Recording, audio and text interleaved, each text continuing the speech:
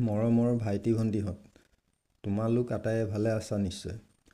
তোমালোকৰ বাৰু আমাৰ সৌৰজগতখনৰ বিষয়ে জানিবলৈ মন নাযায়নে?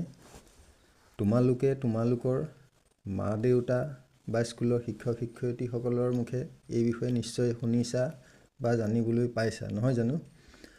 মই আজি তোমালোকক আমাৰ সৌৰজগতখনৰ সূৰ্যটোৰ বিষয়ে কেইটামান কথা ক'ব খুজিছোঁ। আমাক দিনৰ ভাগত অহৰহ পোহৰ আৰু শক্তি যোগাই অহা নক্ষত্ৰটোৱেই হ'ল সূৰ্য। ই এটা মজলীয়া আকৃতিৰ নক্ষত্ৰ। ইয়াৰ ব্যাস 13,90,000 কিলোমিটাৰ আৰু পৃথিৱীৰ পৰা ইয়াৰ দূৰত্ব প্ৰায় 15 কোটি কিলোমিটাৰ। সূৰ্যৰ পৰা পৃথিৱীলৈ পোহৰ আহোঁতে সময় লাগে 4 মিনিট 20 ছেকেণ্ড। নিজ অক্ষদণ্ডত ঘূৰিবলৈ অৰ্থাৎ সূৰ্যটোৱে নিজক নিজে ঘূৰিবলৈ সময় লাগে 27 দিন। ইয়াৰোপৰি সূৰ্যটোৱে ইয়াৰ সৌৰজগতখনৰ হাতীপটিৰ চাৰিওফালে প্ৰদক্ষিণ কৰি আছে।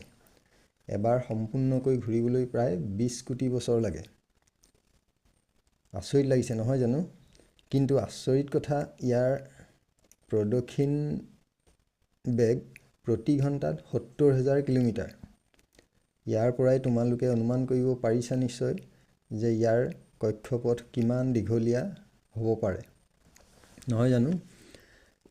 আকৌ সূৰ্যৰ কেন্দ্ৰীয় অঞ্চলৰ উষ্ণতা 1.5 কোটি ডিগ্ৰী চেলছিয়াছ।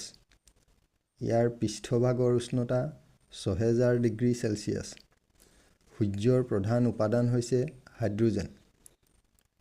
অবিৰামভাৱে হাইড্ৰজেনৰ নিউক্লিয় সংযোজন ঘটি থকা বাবেই সূৰ্যই অবিৰতভাৱে সৌৰজগতখনক তাপ আৰু পোহৰ বিলাবলৈ সক্ষম হৈছে।